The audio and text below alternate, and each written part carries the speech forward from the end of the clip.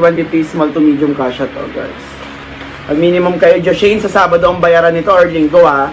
Baka artihan mo na naman ako, ayoko na maraming dahilan, tangina nyo.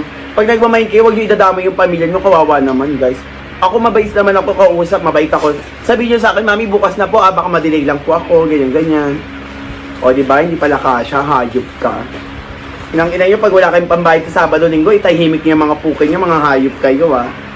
Lalo pag nag-invoice ako, pag kasi ng invoice, baka ang daming dahilan. Oh my gosh!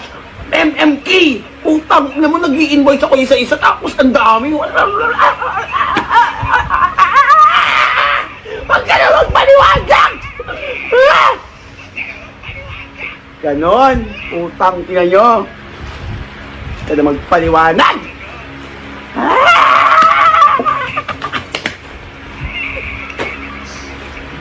Ganon na mga putang inan to.